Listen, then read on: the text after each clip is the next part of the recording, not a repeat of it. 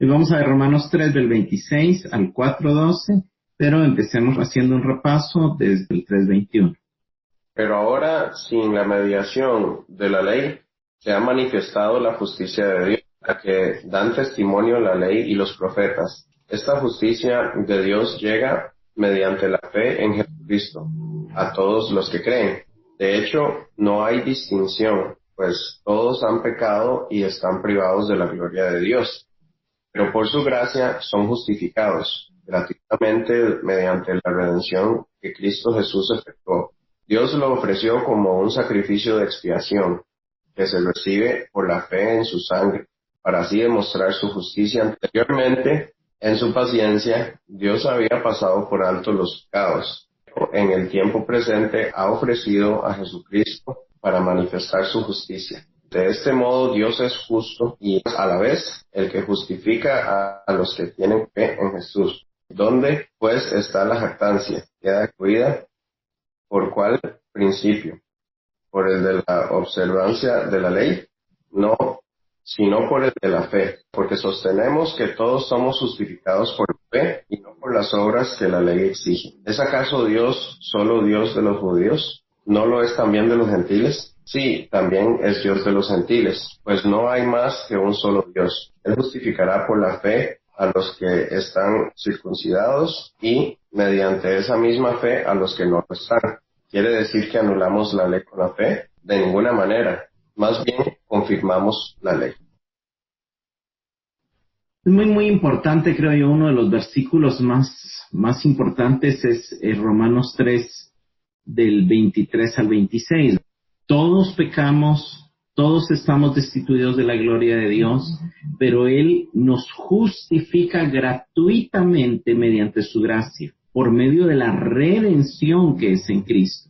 Y el verso 25 y 26 son muy importantes. Dice, como demostración de su justicia, Dios puso a Cristo como propiciación.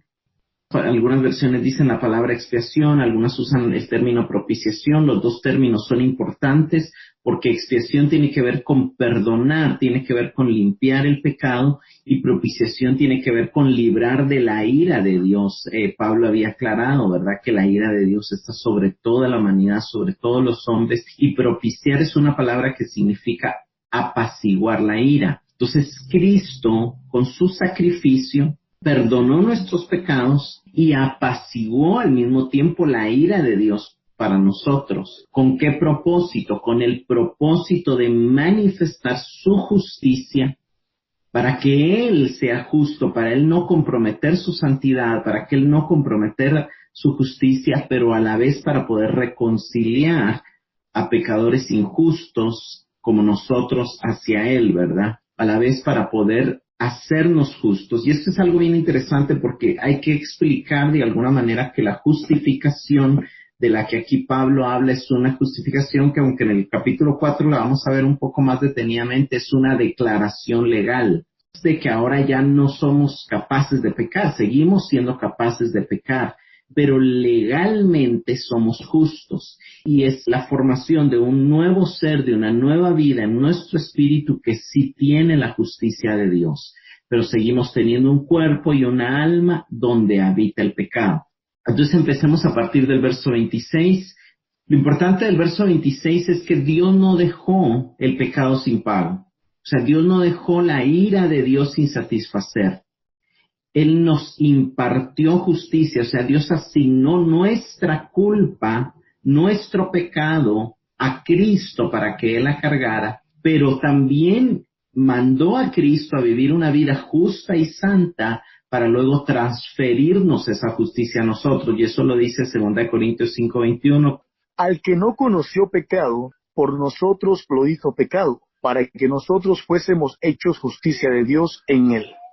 Hubo un intercambio. Nosotros tenemos que llegar a vivir, llegar a experimentar ese intercambio que se da ante la revelación de la cruz. Cada uno de nosotros debe tener un momento, una experiencia donde en la cruz nosotros podamos ver cómo nuestros pecados son transferidos a Cristo y cómo la justicia de Cristo nos reviste y es transferida a nosotros. Entonces empezamos a vernos por la fe y por el Espíritu como justos, no en nuestra propia justicia, sino en una justicia que es la de Cristo, que se nos concede como regalo, que se nos concede como parte de la salvación.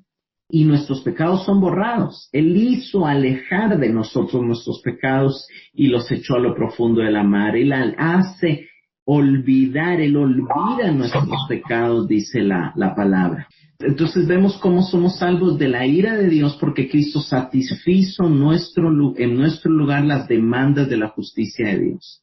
No hay una gracia barata. El Evangelio no es solamente un asunto de perdón. Dios puso su santidad y su justicia de lado para salvarnos. Veamos el verso 27 de Romanos 3. El verso 27 dice, ¿dónde queda pues la jactancia? ¿Dónde queda pues el enorgullecimiento? ¿Dónde queda el gloriarnos? ¿De qué podemos sentirnos orgullosos en esta situación de la salvación? Queda excluida la jactancia, queda excluido el orgullo, no hay lugar. Entonces pregunta Pablo, ¿por qué ley? ¿Por la de las obras? ¿Por la de las obras queda excluida la jactancia? No, sino por la ley de la fe. Lo que está explicando el apóstol es que cuando entendemos la transacción tan grande, el beneficio de esa transacción que recibimos sin haber hecho absolutamente nada, nos unía porque como algunos, digamos, Timothy Keller es un hombre que a mí me gusta cómo lo explica y él dice que la cruz nos unía desde dos maneras. Número uno, nos unía al mostrarnos que nuestro pecado es tan grande y que merecemos morir en una cruz. Pero número dos, nos unía en el sentido de que no lo podemos pagar por nosotros mismos, que necesitamos a alguien que lo pague por nosotros. Es como, imagínese que usted está, no sé, en una carrera de obstáculos, ¿verdad? Y entonces todos pueden superarlo todo y les va bien en la carrera, pero cuando usted no puede hacer absolutamente nada.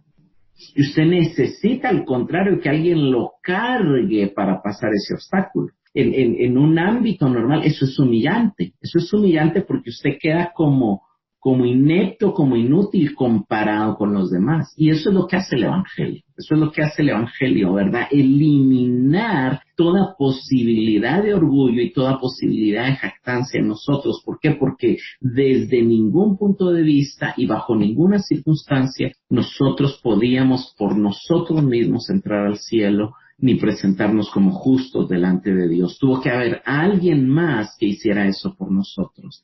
Entonces, la fe, vemos cómo la fe es incompatible con el orgullo, o sea, no hay sentido común en el hecho de que un cristiano sea orgulloso. No hay sentido común en el hecho de un cristiano que haya entendido el Evangelio.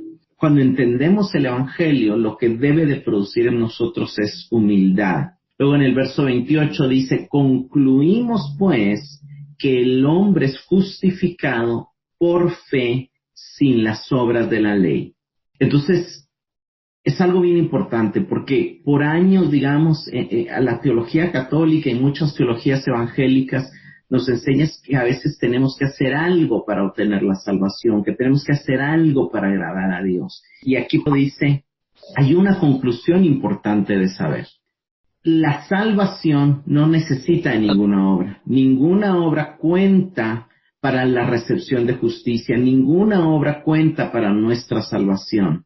Entonces, eso es importante entenderlo. Entonces viene el verso 29 y dice, ¿es Dios solamente Dios de los judíos? ¿No es también Dios de los gentiles? Ciertamente es también de los gentiles, porque Dios es uno y Él justificará por la fe a los de la circuncisión y por medio de la fe también a los de la incircuncisión. Ya vimos de que había este conflicto en la iglesia de Roma entre judíos y gentiles y los judíos se creían más porque tenían la ley, porque decían conocer a Dios, porque todo. Y aquí Pablo está explicando que Dios no es Dios solo de los que crecieron en un hogar cristiano, solo de los que han oído el Evangelio, solo de los que saben la Biblia. No, Dios quiere justificar a todos los que quieran creer en Él. En el nuevo pacto ya no existe una distinción entre Israel y las demás naciones. La distinción que queda es entre los que están en Adán, en lo que es los que vienen sus pecados y los que por la fe son trasladados a estar en Cristo. Entonces el verso 31 dice, invalidamos la ley por la fe de ninguna manera, más bien confirmamos la ley. Pablo va a explicar esto más adelante en el capítulo 7, pero él aprovecha el momento donde a algunos se les va a venir el pensamiento, entonces ya no tiene sentido la ley, ya no tiene sentido la Biblia, ya no tiene sentido los libros de Moisés, y Pablo está diciendo, no me malentiendan, la salvación es por fe, pero hay mucho valor en tener la Biblia, hay mucho valor en conocer la ley, hay mucho valor en conocer a Dios, hay mucho valor en conocer lo que Dios ama y lo que Dios odia. Hay mucho valor en toda la enseñanza que vemos de Cristo en el Antiguo Testamento para nuestra vida como ya salvos, como ya justos, como ya justificados delante de Dios. Entonces la justificación por la fe no anula la ley, sino la confirma. Eso es lo que Pablo está diciendo en el verso 31. Pasemos al capítulo 4, versículos del 1 al 3. Entonces, ¿qué diremos en el caso de nuestro antepasado Abraham? En realidad, si Abraham hubiera sido justificado por las obras, habría tenido de qué jactarse, pero no delante de Dios. Pues, ¿qué dice la Escritura? ¿Le creyó Abraham a Dios? ¿Esto se le tomó en cuenta como justicia? Pablo empieza a citar a Abraham como ese ejemplo supremo de fe. Abraham era el patriarca de la nación de Israel y Abraham era una figura muy importante en el Evangelio. En ese momento todavía los judíos creían que Abraham era solo su padre y Pablo va a explicar en este capítulo, como también lo explica en la carta a los Gálatas, que Abraham no es padre solo de los judíos, que Abraham es padre de todos los que siguen ese ejemplo de fe. Eso lo vamos a ver más adelante.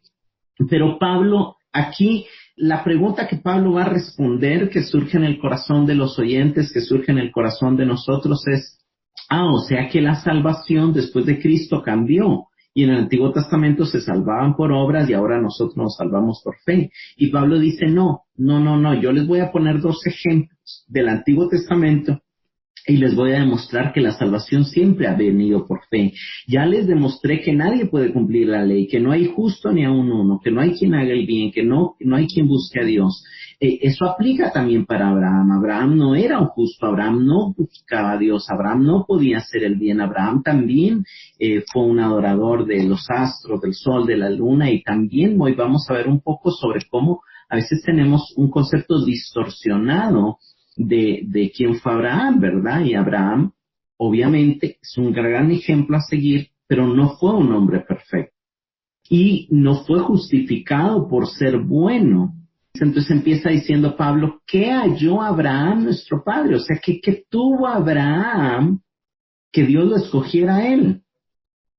Porque si Abraham fuera justificado por las obras, tendría de qué gloriarse. O sea, si Dios escogió a Abraham para ser el padre de la nación de Israel por bueno, por justo, por perfecto, entonces Dios no tendría tanta gloria. Abraham tendría un poco de gloria y entonces nosotros tendríamos que ser como Abraham. Pero el verso 3 dice, ¿qué dice la Escritura? Creyó Abraham a Dios y eso le fue contado como justicia. O sea, no fue por sus obras, es lo que Pablo está diciendo. A Abraham le imputaron por su fe la justicia. La única diferencia entre Abraham y nosotros es que Abraham creyó en la promesa del Redentor. Abraham creyó viendo hacia adelante algo que todavía no había sucedido en el tiempo y nosotros, a diferencia de Abraham, creemos viendo hacia atrás en la obra de Jesucristo que vino aquí a la tierra. Abraham creyó que Cristo iba a venir y nosotros creemos que Cristo vino, murió y resucitó por nosotros. Pero la fe es la misma. La fe es la misma, solo la dirección cronológica es lo único que cambia. Verso 4 y 5. 4 y 5 dice, ahora bien, cuando alguien trabaja, no se le toma en cuenta el salario como un favor, sino como una deuda. Sin embargo, al que no trabaja, sino que cree en el que justifica al malvado, se le toma en cuenta la fe como justicia. Pablo está diciendo, o sea, si Abraham hubiera sido un trabajador de Dios, podría decirse que Dios le pagó con justicia. O sea, a alguien que trabaja, recibe un salario por el trabajo que hizo.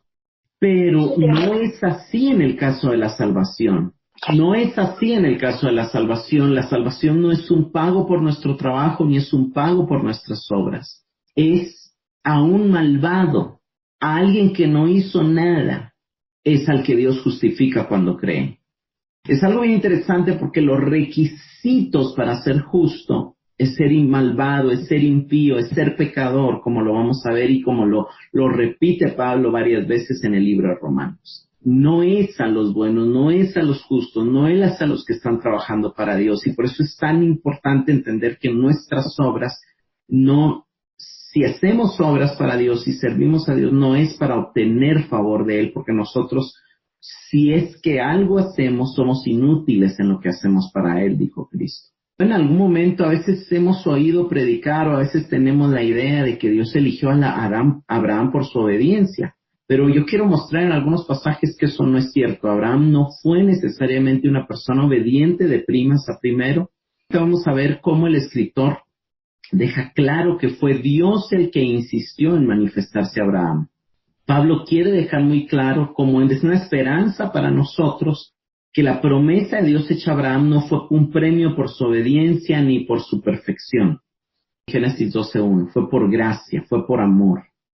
Génesis 12:1, pero Jehová había dicho a Abraham, vete de tu tierra y de tu parentela y de la casa de tu padre a la tierra que te mostraré. Génesis 15:7. Lo que quiero resaltar en el verso 1 del capítulo 12 dice que Dios había dicho. O sea, Dios había estado diciendo, Dios le había estado hablando a Abraham, pero Abraham no hizo caso la primera vez que Dios le habló. Dios tuvo que insistirle, y Abraham ni siquiera salió tan rápido como creemos que salió. Génesis 15:7. Y le dijo, yo soy Jehová, que te saqué de Ur de los Caldeos, para darte a heredar esta tierra. Entonces, ¿qué le dice el Señor? Yo te saqué. Tú no saliste la primera vez que yo te hablé, ni la segunda, ni la tercera. O sea, yo te tuve que sacar. Y cuando nosotros vamos a ver la historia ahorita en Hechos 7, 2-4, vemos que hasta que se murió su padre fue que él salió. O sea, Abraham no fue tan obediente como nosotros a veces tenemos la idea de que, sí, es que Abraham dejó su tierra y su parentela y salió. Sí lo hizo, pero no fue tan rápido, no fue tan fácil, no fue tan inmediato, ¿verdad? Entonces, al final, lo que el Señor quiere también es darnos ese consuelo a nosotros que a veces nos cuesta obedecer a Dios. Hechos 7, del 2-4. Esteban dio la siguiente respuesta. Hermanos y padres, escúchenme. Nuestro glorioso Dios se le apareció a nuestro antepasado Abraham en Mesopotamia, antes de que él se estableciera en Harán. Dios le dijo, deja tu patria, a tus parientes y entra en la tierra que yo te mostraré. Entonces Abraham salió del territorio de los caldeos y vivió en Harán, hasta que su padre murió. Después Dios lo trajo hasta aquí, a la tierra donde ustedes viven. Ok, vemos cómo Dios se le había aparecido, dice, cuando él estaba en Mesopotamia, pero no le hizo caso cuando estaba en Mesopotamia. Después se fueron a vivir a Harán, y entonces Dios le volvió a decir, sal de tu tierra. Y bueno, hasta ahí salió de Ur de los Caldeos, hasta ahí salió de la tierra de los Caldeos, pero como vimos en Génesis 15:7, no fue por él mismo, por su voluntad que salió, sino fue Dios el que lo sacó. Y hasta ella lo trajo a la tierra prometida, ¿verdad? A la tierra de Israel.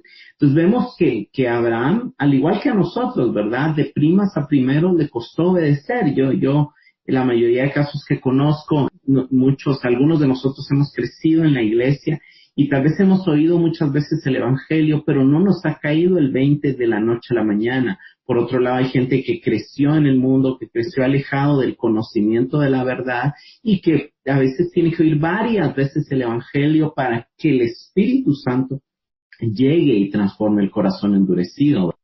Entonces, no es algo inmediato la justificación por la fe, sino que la justificación por la fe y tampoco es por obediencia. No fue justificado Abraham en el momento en que salió de su tierra. Fue justificado en el momento en que creyó. Ahora, aquí es algo importante y quiero que vayamos aquí a Santiago capítulo 2, del 14 al 19 y luego del 20 al 22. 2:14. Dice, amados hermanos, ¿de qué le sirve a uno decir que tiene fe si no lo demuestra con sus acciones? ¿Puede esa clase de fe salvar a alguien? Supónganse que ven a un hermano o una hermana que no tiene que comer ni con qué vestirse, y uno de ustedes le dice, adiós, que tengas un buen día, abrígate mucho y aliméntate bien, pero no le da ni alimento ni ropa. ¿Para qué le sirve? Dice, como pueden ver, la fe por sí sola no es suficiente. A menos que produzca buenas acciones, está muerta y es inútil. Ahora bien, alguien podría argumentar, algunas personas tienen fe, otras buenas acciones. Pero yo les digo, ¿cómo me mostrarás tu fe si no haces buenas acciones? Yo te mostraré mi fe con mis buenas acciones. Tú dices tener fe porque crees que hay un solo Dios. Bien hecho. Aún los demonios lo creen y están asustados. Aquí Santiago nos explica la diferencia entre profesar la fe y poseer la fe. Hay una diferencia entre una profesión de fe y una fe verdadera, una fe salvadora. Hay muchas personas que pueden decir que creen en Dios, hay personas que pueden decir que creen que Dios les puede salvar, hay muchas personas que dicen ser cristianos, que dicen ser creyentes, que asisten a iglesias evangélicas, hay hasta pastores que dicen tener fe. Y Santiago dice, ok, sí, algunos dicen que tienen fe, pero yo conozco gente que dice que tiene fe, pero ven a alguien tener necesidad y no les importa, o sea, no muestran amor en su corazón. Esa fe que ellos dicen tener no es fe verdadera. Esa fe que ellos dicen tener está muerta, no sirve, es como la fe de los demonios. ¿Por qué? Porque los demonios creen en Dios y tiemblan, pero no se convierten a Dios. Entonces hay una diferencia entre creer, por ejemplo, ustedes pueden ver una silla y al ver la silla, ustedes creen que esa silla tiene la capacidad de sostenerlos.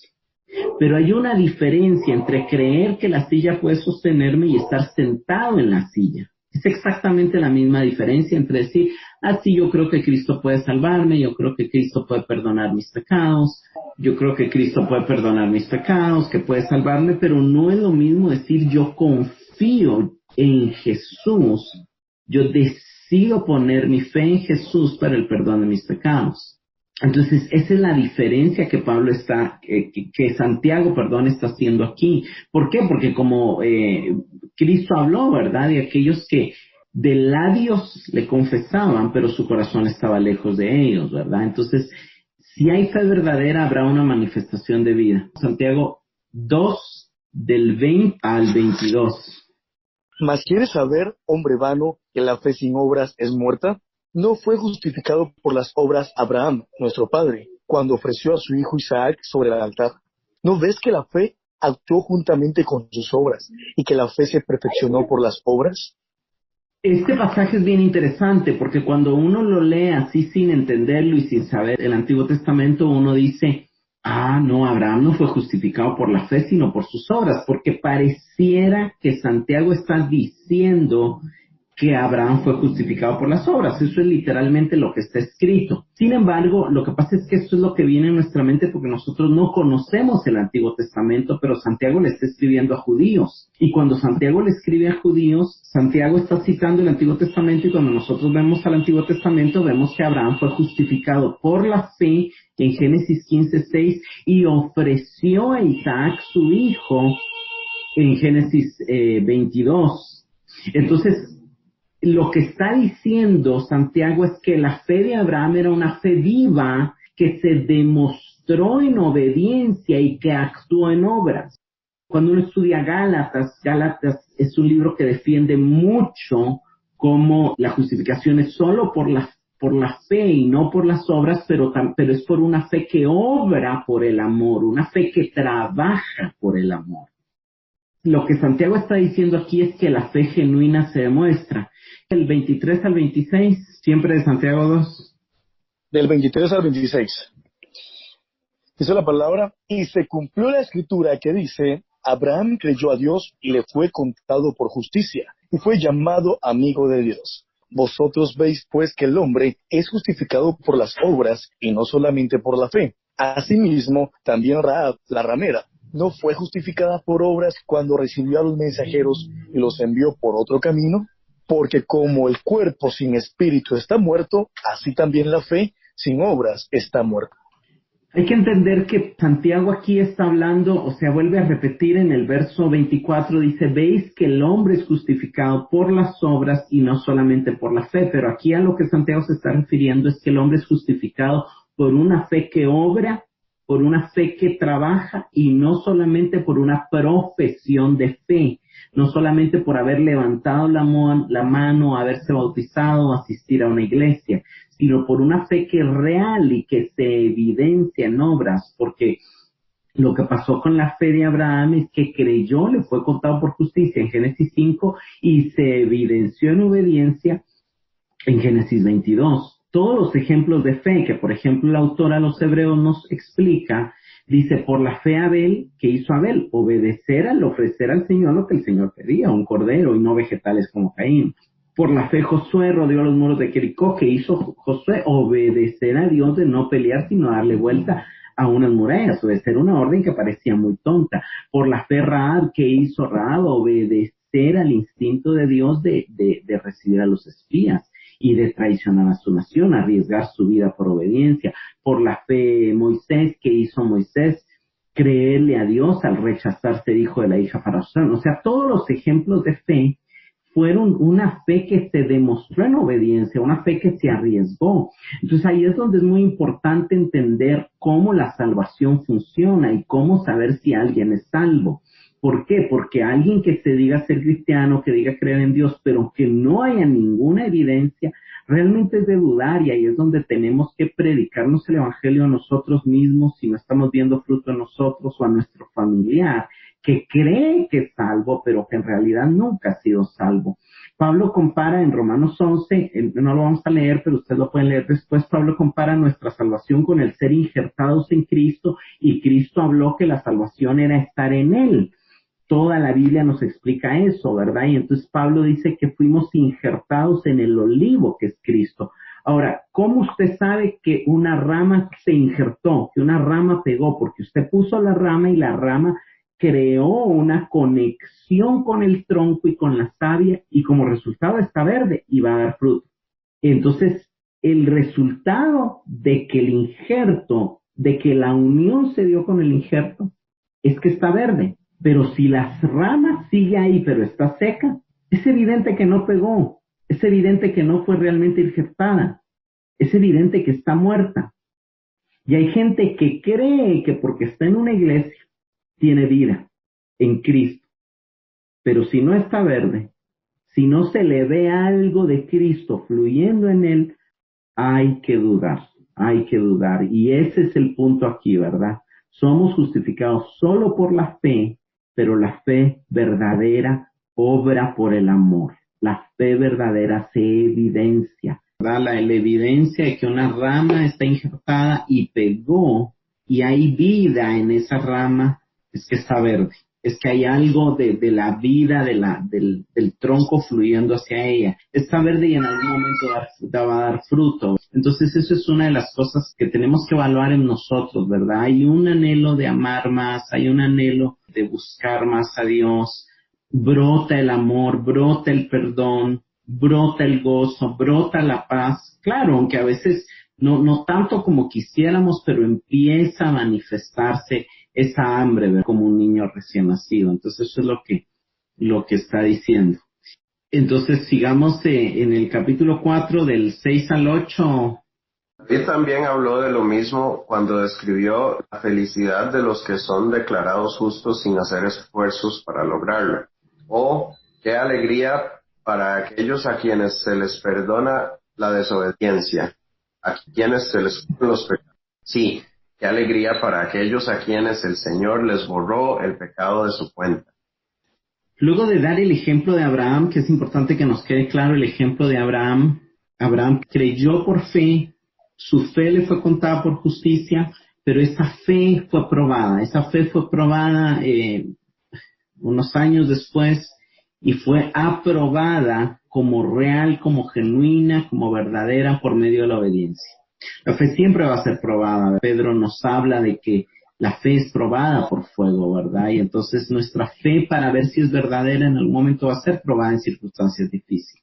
Luego de terminar de Abraham, Pablo da otro ejemplo de otro personaje sumamente conocido y sumamente importante dentro del pueblo de Dios, David. Entonces, David dice, el capítulo 4, verso 6, dice, como también David habla de la bienaventuranza del hombre a quien Dios atribuye justicia sin obra. Entonces es bien tremendo porque David está leyendo el Antiguo Testamento, está leyendo el Génesis y está entendiendo esa verdad de que la justicia no se alcanza por obras, de que la justicia no se alcanza por cumplir la ley. Entonces David, entendiendo esa verdad, él le pide perdón al Señor. Y aquí quiero que, aquí está citando Romanos 4, Salmo 32 es el que está citando. Salmo 32 del 1 al 5. Salmo 32 del 1 al 5 dice: Oh, qué alegría para aquellos a quienes se les perdona la desobediencia, a quienes se les cubre su pecado. Sí, qué alegría para aquellos a quienes el Señor les borró la culpa de su cuenta, los que llevan una vida de total transparencia. Mientras me negué a confesar mi pecado, mi cuerpo se consumió y gemía todo el día. Día y noche tu mano de disciplina pesaba sobre mí. Mi fuerza se evaporó como agua al calor del verano. Finalmente te confesé todos mis pecados y ya no intenté ocultar mi culpa. Me dije, le confesaré mis rebeliones al Señor y tú me perdonaste. Toda mi culpa desapareció. Entonces David dice que mientras él quiso ocultar su pecado, empezó a ser un tormento la carga de culpa, empezó a enfermarse, empezó a quedarse sin fuerzas, y entonces él empieza este salmo lo escribe, aunque está en orden anterior al 51, lo escribe después del 51 cronológicamente hablando, y dice, ya no aguantaba, y confesé mi pecado, y descubrí cuán dichoso, cuán bienaventurado, cuánta alegría hay en aquel a quien Dios perdona sus pecados y cubre sus iniquidades. Y eso este es el salmo que está citando Pablo en Romanos 4, al 6 al 8. David conocía, y si nos vamos al Salmo 51, el Salmo 51 David dice, no hay sacrificio posible, porque maté y adulteré, y el precio del adulterio y del asesinato es ser apedreado, es morir. Habían sacrificios establecidos para los pecados no graves, pero los pecados graves como esos no tenían sacrificio posible. Entonces David dice, no hay sacrificio posible, pero para que tú me perdones y para que tú sigas siendo justo, apelo a tu misericordia, apelo a tu piedad, perdóname, ten misericordia de mí, ten piedad de mí, oh Dios. Estoy citando el Salmo 51, obviamente parafraseándolo, ¿verdad? Entonces David conocía que solo la misericordia de Dios podía dejarlo con vida después de los pecados que había cometido, y por eso mismo a él le costó llegar a confesar sus pecados, porque no había sacrificio posible para hacerlos, pero cuando él apeló a la misericordia de Dios, cuando él se recordó por el Espíritu que Dios a Abraham le había dado justicia solo por la fe, sin hacer ninguna obra y sin hacer ningún sacrificio, él dijo, Dios también, si lo hizo con Abraham, lo puede hacer conmigo. Y descubrió cuán dichoso, cuán bienaventurado es ser libre de pecado, sentirse uno perdonado, sentirse libre de culpa. Es algo maravilloso esto. Entonces, lo que David está diciendo aquí, lo que Pablo nos está diciendo a través de David es qué gran dicha tienen los que son justificados. Y de eso se trata el Evangelio, de que somos hechos justos, basados en la justicia de Cristo y no en la nuestra. Lo que dice el Salmo 32, bienaventurado el varón a quien el Señor no inculpa de pecado, a quien no le toma en cuenta los pecados. ¿Por qué? Porque cuando, y ahí es una profecía de que cuando, por ejemplo, cualquiera de nosotros peca, pero estamos unidos a Cristo, el Señor no ve nuestro pecado, sino ve la justicia de Cristo. Entonces pasamos a ser esa persona que tiene esa bienaventuranza de que Dios no le culpa de pecado. ¿Por qué? Porque aunque tú pecaste, aunque yo pequé, Cristo tomó ese pecado, Cristo tomó esa culpa y nos dio su justicia. Entonces cuando el Señor nos ve, no nos culpa de pecado, porque el pecado ya lo borró Cristo. Eso es algo sumamente glorioso. Ese es el anuncio del Evangelio, la justicia que es transferida a nuestra cuenta, que incluye el perdón de nuestros pecados. Salmo 103:12 dice que tan lejos como está el oriente del occidente, así hizo alejar de nosotros nuestras rebeliones. Y habla también de cuyo pecado es cubierto, y eso habla de esa vestidura que el Señor le puso a Adán y Eva cuando ellos vieron su desnudez. Mató un animal, figura del sacrificio de Cristo, y los vistió. Y a nosotros fuimos vestidos con la justicia de Cristo. Por eso dice cuyo pecado es cubierto, porque aunque todavía hay pecaminosidad en nuestro cuerpo, en nuestra alma, en nuestros pensamientos y en nuestro corazón, si nuestra fe está en Cristo, la justicia de Cristo nos cubre. Y lo que se ve en el cielo es la justicia de Cristo cubriéndonos. Eso es algo maravilloso. Y aquí quiero que vayamos a Apocalipsis capítulo 19, versos 7 y 8. Dice, alegrémonos y llenémonos de gozo, y démosle honor a él, porque el tiempo ha llegado para la boda del Cordero, y su novia se ha preparado. A ella se le ha concedido vestirse de lino blanco y puro de la más alta calidad, pues el lino de la más alta calidad representa las buenas acciones del pueblo santo de Dios. Representa las acciones justas. Nosotros no somos justos, no hay justo ni aun uno, nadie como ser humano, aparte de Cristo, puede hacer acciones justas, y sin embargo a la iglesia, a la esposa del Cordero, a la novia de Cristo, se le permitió vestirse de la justicia de Cristo, de las acciones justas de Cristo, y a través del Cristo que está en nosotros se nos permite actuar con justicia. Ahora esa justicia es una justicia inicial, y nuestro trabajo después de haber recibido esa justicia inicial es buscar el reino de Dios y su justicia, es seguir persiguiendo la justicia, es seguir persiguiendo el parecernos a Cristo, el único verdaderamente justo. Entonces, ¿para qué? Para cuando llegue ese día, cuando lleguemos al cielo, cuando estemos allá, cuando Cristo haya vencido todo el mal, podamos ser contados entre aquellos que sean hallados dignos para formar parte de la esposa del Cordero. Esto es algo maravilloso, esto es algo glorioso que tenemos que valorar lo que el Señor ha hecho. Regresemos a Romanos 4, del verso 9 y 10. Romanos 4, 9 y 10. Ahora bien, ¿es esta bendición solamente para los judíos o es también para los gentiles incircuncisos? Como venimos diciendo, Dios consideró a Abraham justo debido a su fe. Pero ¿cómo sucedió esto? ¿Se le consideró justo solo después de ser circuncidado o fue antes? Es evidente que Dios aceptó a Abraham antes de que fuera circuncidado. Uno de los debates, una de las peleas de la iglesia primitiva era que algunos, en Hechos 15, alegaban de que para que alguien fuera salvo tenía que circuncidarse, porque la circuncisión, vamos a ver más adelante, era como la señal del pacto.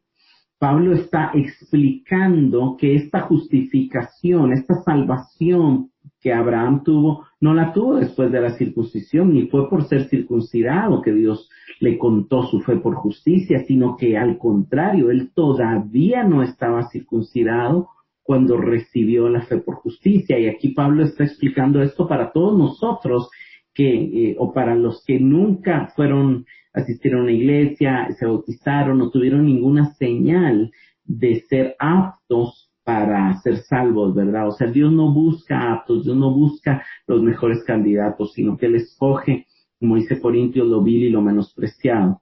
11 y 12. La circuncisión era una señal de que Abraham ya tenía fe y de que Dios ya lo había aceptado y declarado justo aún antes de que fuera circuncidado. Por lo tanto, Abraham es el padre espiritual de los que tienen fe, pero no han sido circuncidados. A ellos se les considera justos debido a su fe. Y Abraham también es el padre espiritual de los que han sido circuncidados, pero solo si tienen la misma clase de fe que tenía antes de ser circuncidado. Entonces, lo que está diciendo aquí es, la circuncisión vino como señal, vino como sello de la justicia de la fe. No es requisito ser judío, no es requisito ser circuncidado, no nos tenemos que volver judíos. Y entonces, trasladándolo al lenguaje de nuestros días, no es requisito ir a una iglesia, no es requisito haber sido bautizado, no es requisito estar en una congregación. Esos son señales y resultados, pero no requisitos. A veces hay predicadores, hay iglesias que ponen la salvación tan difícil que la gente ya tiene que estar, ya tiene que bautizarse, ya tiene que... No, primero Dios quiere regenerar en corazón, primero Dios quiere dar su justicia sin que la gente haga absolutamente nada. No tiene que ni siquiera levantar la mano, ni bautizarse, ni nada, no, tienen que creer. Hay un énfasis en la fe. Pablo está explicando la importancia de la fe, de creer que esa justicia se recibe por fe. Y aquí quiero que veamos cómo, quiero enfocarme para terminar en el hecho de la señal. La circuncisión, Pablo explica en el verso 12, fue recibida como señal y como sello. Ok, nosotros ya no somos salvos y ya no, pero nosotros somos salvos a la manera de Abraham, por la fe, pero ya no recibimos la señal de la circuncisión. Entonces, ¿qué señal recibimos nosotros? En primer lugar, una señal no es algo tan importante como un sello, pero la señal que recibimos en el nuevo pacto es el bautismo. No tenemos muchos pasajes, pero Cristo dijo, vayan y hagan discípulos, bautizándoles. Y entonces la señal de la justificación en el nuevo pacto es el bautismo. No es ya la circuncisión. Entonces esto es importante de entenderlo, ¿verdad? Entonces, Abraham creyó y le dieron una señal y le dieron un sello. Entonces Abraham creó y para él el sello y la señal fue la circuncisión. Para nosotros la señal es el bautismo. Ahora, ser bautizado no quiere decir que alguien es salvo, pero puede hablar de su confesión. Hay que entender también que la primera iglesia, los judíos que eran circuncidados, que eran todo el bautismo, era algo que los humillaba, que solo si realmente tenían fe en Cristo se iban a bautizar, porque era una confesión de que no eran tan buenos judíos como se creían. Hoy a veces ya no le hemos tomado la misma importancia, pero el bautismo es como estar de acuerdo con Dios, de decir yo necesito morir, yo necesito participar de la muerte de Cristo, porque soy tan malo que merezco la muerte. Entonces necesito sumergirme en el agua para decir estoy muriendo con Cristo, para que al salir del agua Cristo me hizo nuevo, me dio una nueva oportunidad, me hizo una nueva criatura. Y es algo interesante a meditar, ¿verdad? Pero digamos el bautismo, el servicio, la membresía, el asistir a una iglesia, deben ser señales de nuestra salvación, pero nunca el fundamento de nuestra salvación. Las señales apuntan hacia un lugar, pero no son un lugar. Usted no, por ejemplo, llega a un lugar donde dice 300 kilómetros zoológico. Usted no se queda ahí y dice, ay, aquí miremos a los animales. No, la señal está indicando que tiene que caminar 300 kilómetros o 30 metros o lo que sea, ¿verdad? Las señales solo nos muestran el camino, solo nos alumbran algo, pero no son la evidencia de la salvación. Ahora, la evidencia es el sello. Entonces, ¿qué nos da el Señor en el nuevo pacto como sello de la justificación? El sello era muy importante en los tiempos antiguos porque un sello identificaba la originalidad de un documento. El sello era la garantía de una transacción. El sello era el respaldo de un documento, por ejemplo, hecho por el rey, de que había sido escrito por el rey y llevaba la autoridad del rey. Entonces los sellos eran muy importantes para testamentos, para los heraldos del rey, para las cartas legales. Entonces la Biblia dice que a Abraham Dios le dio la circuncisión como sello del pacto con él. Pero ¿cuál es el sello que nos dan a nosotros? Y aquí quiero leer 2 Corintios 1, 21, 22. Y el que nos confirma con vosotros en Cristo, y el que nos ungió es Dios, el cual también nos ha sellado y nos ha dado las arras del Espíritu en nuestros corazones.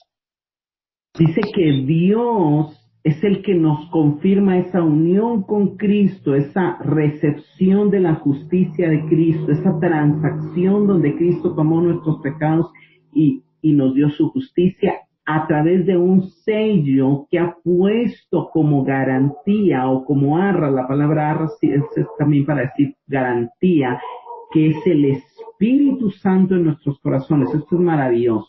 Esto es maravilloso porque el sello de que alguien fue justificado por la fe es que el Espíritu Santo entró en el corazón de esa persona.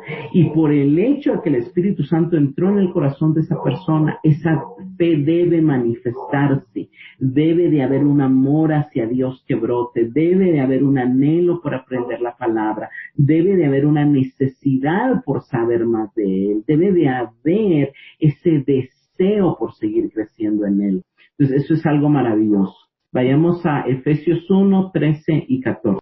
Y ahora ustedes los gentiles también han oído la verdad, la buena noticia de que Dios salva. Además, cuando creyeron en Cristo, Dios los identificó como suyos, al darles el Espíritu Santo, el cual había prometido tiempo atrás. El Espíritu es la garantía que tenemos de parte de Dios, de que nos dará la herencia que nos prometió y de que nos ha comprado para que seamos su pueblo. Dios hizo todo esto para que nosotros le diéramos gloria y alabanza.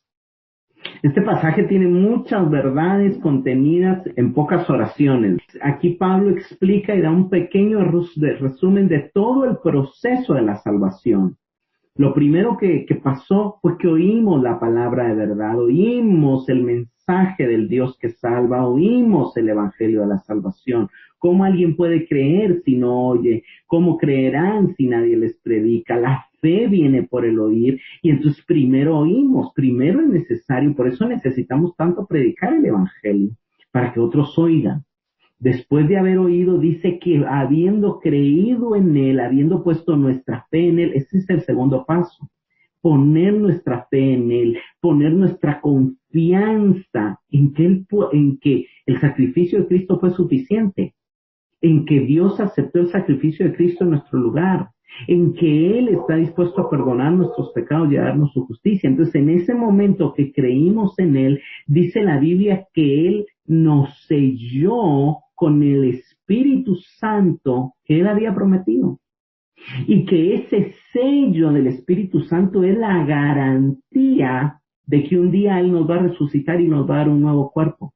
Es la garantía de de nuestra herencia, de que tenemos una herencia en los cielos. Para la redención, y esa palabra redención la usa Pablo en Romanos 8, cuando dice gemimos, la creación gime, la transformación, la manifestación de los hijos de Dios, y nosotros también gemimos para alcanzar la redención de nuestro cuerpo. ¿Por qué? Porque ya fue salvo nuestro espíritu, nuestra alma está siendo salvada, pero nuestro cuerpo todavía es pecaminoso, nuestro cuerpo todavía es esclavo del pecado, nuestro cuerpo todavía tiene una tendencia al mal. Entonces, cuando seamos resucitados y transformados, va a ser completada la redención en espíritu, alma y cuerpo. Ahí se va a cumplir que Dios nos santifique por completo en espíritu, en alma y en cuerpo. Entonces, esa garantía, el Espíritu Santo en nosotros es lo que nos garantiza que un día este cuerpo será transformado, que un día no lucharemos más contra el pecado, que un día no tendremos malos deseos, que un día ya no tendremos malos pensamientos.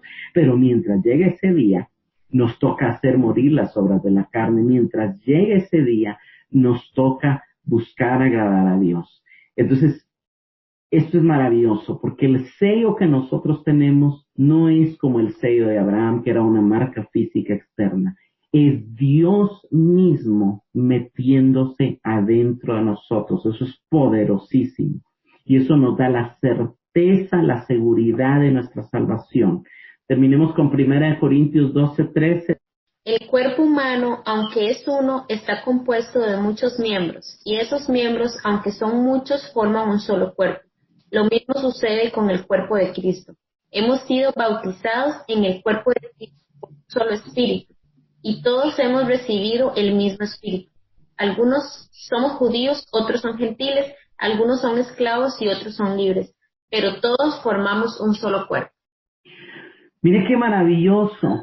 Todos fuimos sellados con el mismo sello, todos recibimos el mismo Espíritu. ¿Cuándo? Cuando fuimos bautizados con el Espíritu Santo, en el momento en que creímos, el Espíritu Santo nos envolvió, entró en nosotros y nos dio un nuevo corazón.